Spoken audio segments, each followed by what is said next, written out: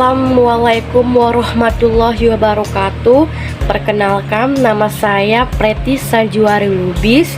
Saya dari Fakultas FKIP jurusan PGSD.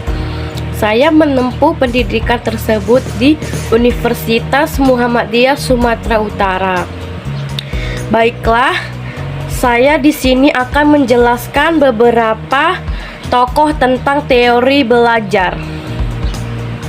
Yang pertama itu adalah tokoh B.F. Skinner. Lahir pada tanggal 20 Maret 1904 di Susquehanna, Pennsylvania, US. Wafat pada 18 Agustus 1990, Cambridge, Massachusetts. Teori belajar Skinner didasarkan atas gagasan bahwa belajar adalah fungsi perubahan perilaku individu secara jelas. Perubahan perilaku tersebut diperoleh sebagai hasil respon individu terhadap kejadian atau stimulus dari lingkungan. Penelitian yang dilakukan Skinner dipengaruhi oleh percobaan Pavlov dan ide-ide John Watson atau Bapak Behaviorisme. Salah satu hasil penelitiannya yang terkenal adalah kotak Skinner atau Skinner's Box.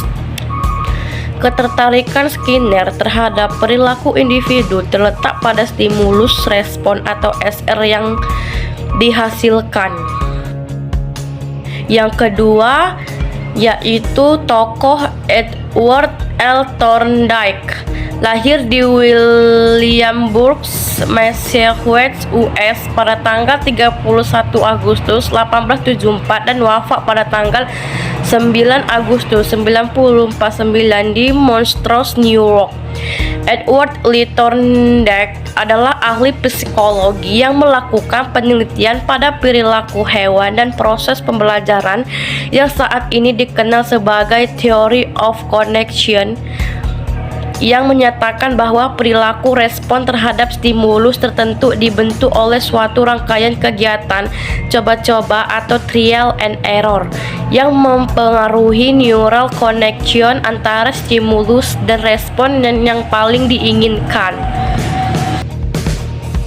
Gardner.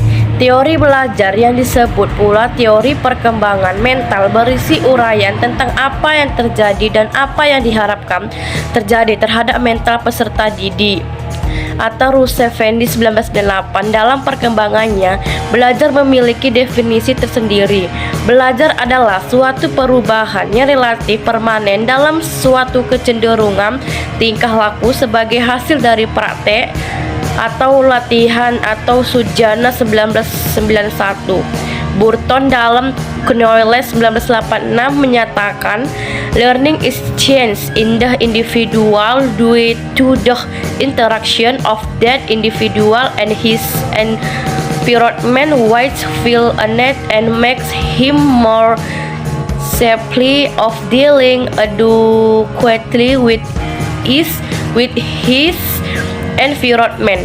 Ini menfiratkan bahwa belajar adalah suatu perubahan secara individu berkaitan dengan interaksi antara individu dengan lingkungannya dalam pemenuhan kebutuhannya dan membuat mereka lebih cakap dalam hubungannya